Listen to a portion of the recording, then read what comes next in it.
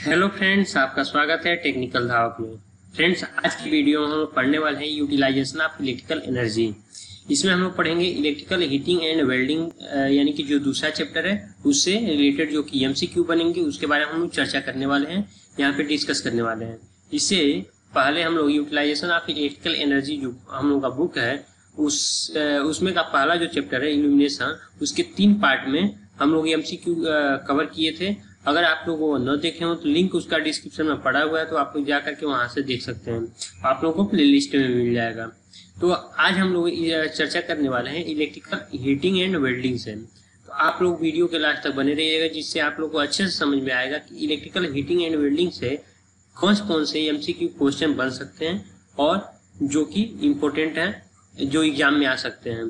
तो फ्रेंड्स, इससे रिलेटेड हम लोग चर्चा करेंगे। पहले हम लोग समझ लेते हैं इलेक्ट्रिकल हीटिंग एंड वेल्डिंग है क्या एक्चुअली में। तो फ्रेंड्स, पहले आप लोग जानते हैं वेल्डिंग से आप लोग समझ रहे होंगे, जो कि सबसे पता चल रहा है कि कोई भी चीज अगर कोई भी मेंबर आप लोगों के घर में टूट जाता है तो कहते हैं लोग जाओ वेल्डिंग करा लाओ।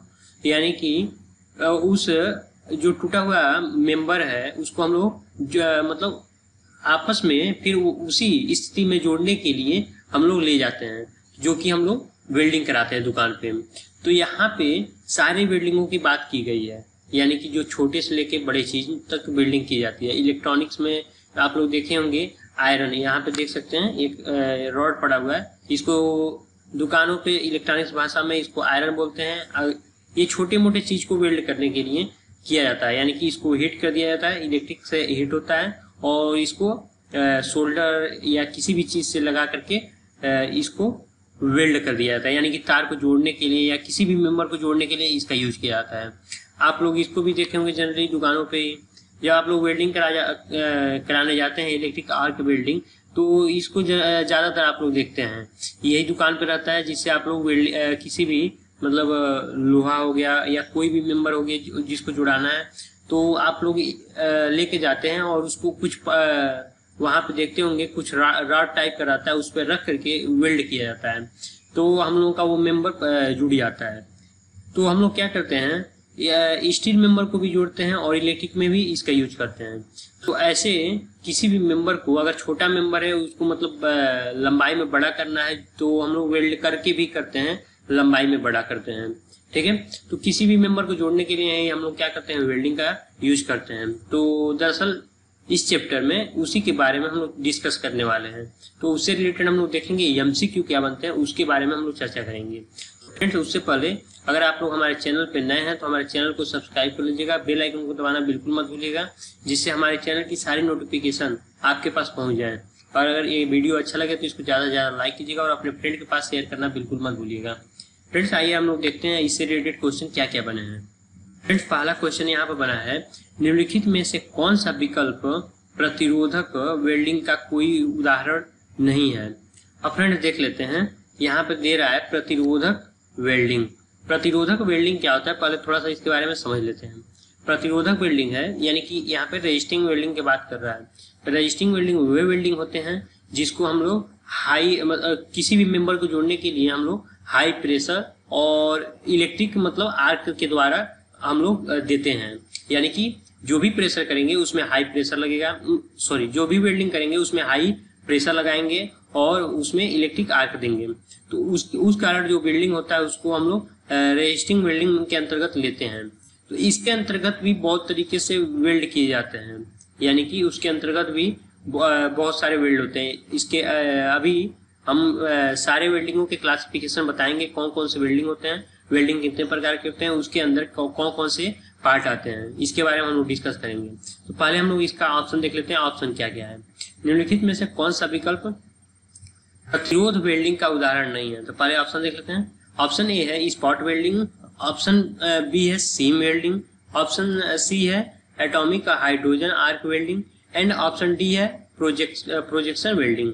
तो फ्रेंड, जो रेजिस्टिंग वेल्डिंग है इसका मतलब पूछ रहा है कोई उदाहरण नहीं है, तो इसका सही ऑप्शन हो जाएगा ऑप्शन सी, यानी कि एटॉमिक हाइड्रोजन आर्क वेल्डिंग इसका उदाहरण नहीं है। बाकी spot welding, seam welding and projection welding इसका एग्जाम्पल है। और फ्रेंड्स, आपको बता देते हैं प्रतिरोध वेल्डिंग के और कौन कौन से एग्जाम्पल हो सकते हैं और वेल्डिंग के कितने प्रकार हैं। फ्रेंड्स, इसमें देखिए ये जो फ्लो डायग्राम बनाया गया है इसमें वेल्डिंग के सारे प्रोसेस दिखाए गए हैं। वेल्डिंग कितने प्रोसेस में होते हैं? वेल्डिंग यहाँ पे दिखाया गया है 5 प्रोसेस में होते हैं, 5 प्रोसेस। पहला है गैस वेल्डिंग, दूसरा होता है रेजिस्टिंग वेल्डिंग, तीसरा होता है आर्क वेल्डिंग, चौथा होता है newer welding and solid state welding, पांचवा है। अब फिर देखिए हम लोग का था रेजिस्टिंग वेल्डिंग था, यही था। इसमें हम लोग देखें butt welding, spot welding, seam welding and projection welding.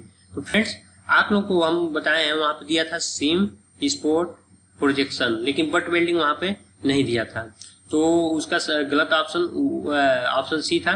अब फ्रेंड्स यहाँ पे एक चीज और समझ लीजिए, जो रेजिस्टिंग वेल्डिंग होता है ये मतलब बड़े बड़े मेंबर को जोड़ने के लिए, जैसे मतलब कास्टली मेंबर हो गए, बड़े बड़े मेंबर हो गए, जैसे मान लीजिए हवाई जहाज हो गया, कोई और बड़े पार्ट हो गए जोड़ने के लिए, वहां पे रेजिस्टिंग वेल्डिंग का प्रयोग हम लोग यूज करते हैं। सबसे ज्यादा यूज वहीं पे कैसे हैं, यानी कि जहाँ पे मतलब वैल्यूएबल चीज ज्यादा हो तो उसका हम लोग रेजिस्टिंग वेल्डिंग वहीं पे यूज करते हैं। तो आप लोग को ये ध्यान रखना है। और इसके कितने मतलब पार्ट हैं आप लोग ध्यान दीजिएगा, बट, स्पॉट, सीम, प्रोजेक्शन। अब आते हैं फ्रेंड्स नेक्स्ट क्वेश्चन पे। और फ्रेंड्स यहाँ पे देख लीजिएगा गैस वेल्डिंग, ये भी मोस्ट इंपोर्टेंट है, इससे भी रिलेटेड क्वेश्चन आते हैं। ऑक्सी एसिटिलीन है, एयर एसिटिलीन है और ऑक्सी हाइड्रोजन है, तो ये गैस वेल्डिंग के अंदर आता है। गैस वेल्डिंग में आप लोग ज्यादातर आप लोग देखे होंगे कि दो सिलेंडर रखे रहते थे, इसमें एक में ऑक्सीजन भरा रहता था और एक में एसिटिलीन गैस भरा रहता था। दोनों को मतलब एक पाइप के रास्ते एक जगह पर मिला करके और उसको उसमें आग लगा दिया जाता है और उसके सहायता से हम लोग वेल्डिंग करते हैं, तो गैस वेल्डिंग एक्चुअली में होता है। और आर्क वेल्डिंग जानते ही हैं, आर्क वेल्डिंग क्या होता है। फ्रेंड्स अब आते हैं नेक्स्ट क्वेश्चन पे, क्वेश्चन नंबर सेकेंड है आर्क वेल्डिंग में एसी आपूर्ति सिस्टम पर वोल्टेज किस सीमा में होता है। अब फ्रेंड्स यहाँ पे बताना है कि जो एसी आपूर्ति सिस्टम है वो जो वोल्टेज किस सीमा के अंतर्गत होता है, यानी कि जो हम लोग का वोल्टेज है किसके बीच में लाई करता है। अब ऑप्शन देख लेते हैं यहाँ पे। ऑप्शन ए है 1000 से 1200 वोल्टेज, 400 से 500 वोल्टेज, और यहाँ पे सी ऑप्शन है 200 से 250 वोल्टेज एंड डी ऑप्शन है 70 से 100 वोल्ट। तो यहाँ पे इसका सही ऑप्शन हो जाएगा ऑप्शन डी, यानी कि 70 से 100 वोल्ट होता है। जो एसी आपूर्ति सिस्टम वोल्टेज है वो कितना होता है, 70 से 100 होता है। तो आप लोगों को ध्यान देना है। अब आप फ्रेंड्स आते हैं नेक्स्ट क्वेश्चन पर, क्वेश्चन नंबर 3।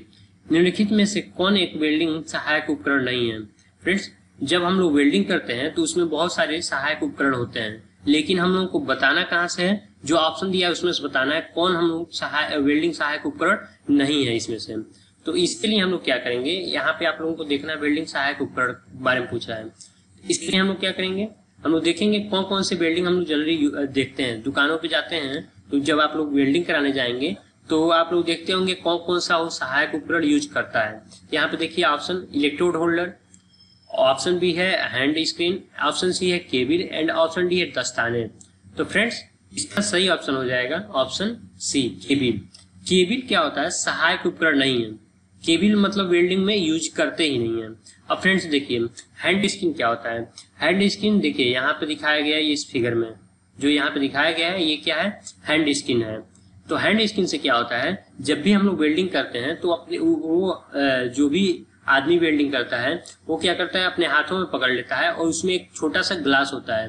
तो ग्लास के सहायता से और हाथों में पकड़ करके उसको देखता है जिस पार्ट को वेल्डिंग करता है, जिससे उससे निकलने वाली जो हानिकारक मतलब रे होती हैं वो आंखों पे डायरेक्ट न पड़े, इसके लिए यूज किया जाता है। और उससे निकलने वाली जो छोटी छोटी मतलब स्पार्क होते हैं वो शरीर पर न लगे। तो इस कारण हम लोग क्या करते हैं, यहाँ पे हैंड स्क्रीन का यूज करते हैं। और दस्ताने हाथ में पहने जाते हैं, किसी भी मेंबर को पकड़ना हो या गर्म हो या ठंडा है कैसा है, जब हम लोग वेल्डिंग करते हैं तो वो गर्म हो जाता है, तो इसलिए अचानक नंगे हाथों से न पकड़ लें उसको, या कोई मतलब नुकीली चीज है उसको न पकड़ लें। इस वजह से हम लोग दस्ताने का भी यूज करते हैं।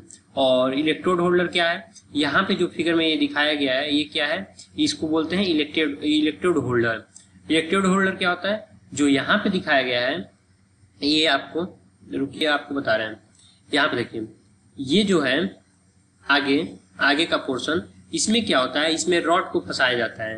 ये पतला पतला रॉड होता है, इसमें क्या किया जाता है, फंसाया जाता है, और फंसा करके जिस भी मेंबर को वेल्ड करना रहता है वहां पे उसको टच कराया जाता है। टच कराने से स्पार्क होता है और गलने लगता है। गल करके उस मेंबर जो खाली स्थान होता है वहां पे मतलब जिस मेंबर को जोड़ते हैं उसके बीच में जो रिक्त स्थान होता है उसको फिल कर देता है गलने के बाद। तो इसलिए हम लोग इलेक्ट्रोड होल्डर का यूज करते हैं। तो यहाँ पे इसका सही ऑप्शन हो जाएगा केबल। केबल का यूज नहीं करते हैं, बाकी इलेक्ट्रोड और हैंड स्क्रीन और दस्ताने का यूज तो हम लोग करते ही हैं। अब आते हैं फ्रेंड नेक्स्ट क्वेश्चन पे, क्वेश्चन नंबर 4। वैद्युत प्रतिरोध वेल्डिंग में अब बताना है इसमें से कौन सा सही ऑप्शन है। वैद्युत प्रतिरोध वेल्डिंग में आवश्यक धारा 100 एम्पियर से अधिक होता है। ऑप्शन बी है आवश्यक वोल्टेज 4 से 12 वोल्ट की सीमा में होता है। ऑप्शन सी है वोल्ट में आपूर्ति की गई ऊर्जा आमतौर पर प्रति वर्ग mm क्षेत्रफल के लिए 60 वाट से लेकर के 80 वाट तक की सीमा के बीच होता है। ऑप्शन डी है सभी विकल्प सही हैं। तो फ्रेंड्स इसका सही ऑप्शन हो जाएगा ऑप्शन डी।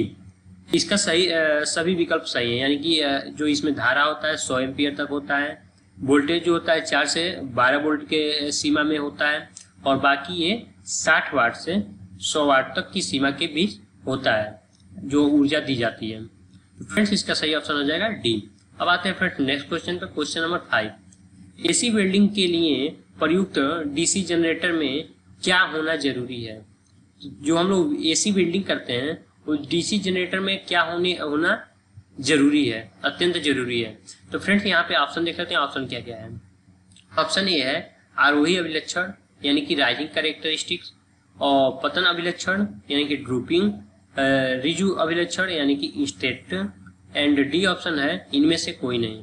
तो फ्रेंड्स इसका सही ऑप्शन हो जाएगा ऑप्शन बी पतन अभिलक्षण यानी कि ड्रूपिंग कैरेक्टरिस्टिक।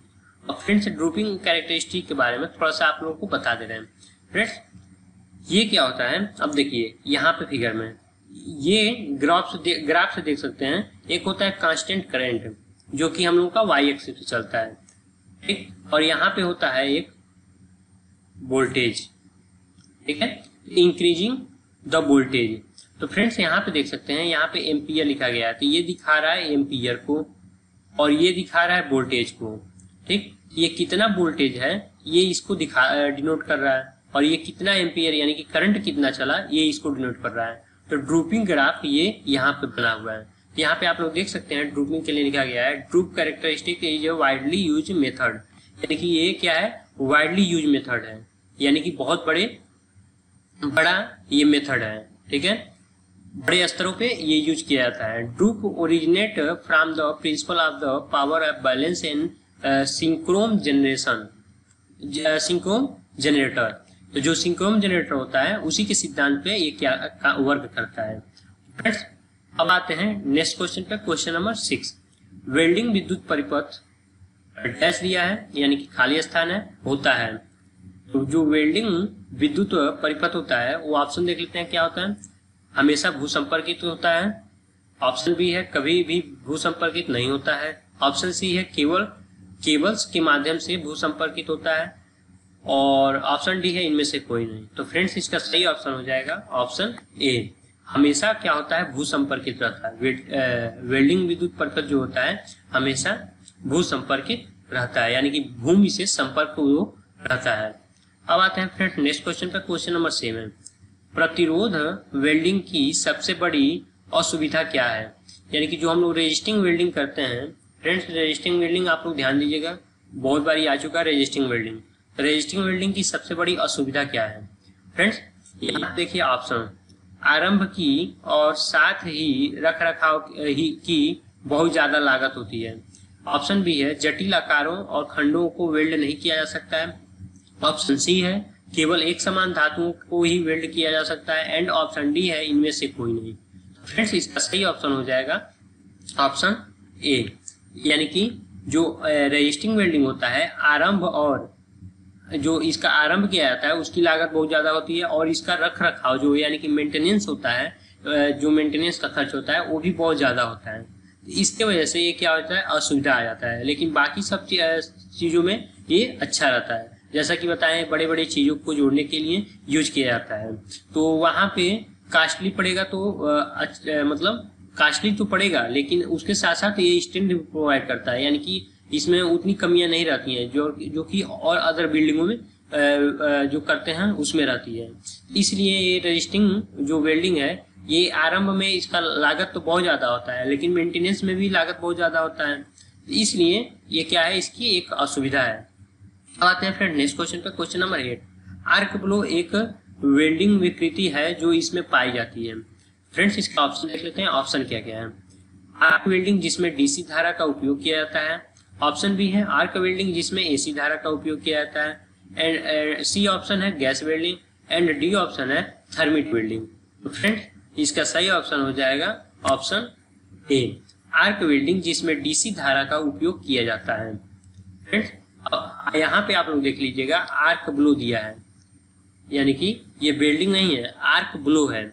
आर्क वेल्डिंग होता है लेकिन आर्क ब्लो वेल्डिंग का प्रकार नहीं है, ये क्या है, एक विकृति है, आप लोगों को ध्यान देना है। तो आर्क ब्लो ये क्या होता है, विकृति होता है। फ्रेंड्स अब आते हैं नेक्स्ट क्वेश्चन पे, क्वेश्चन नंबर 9।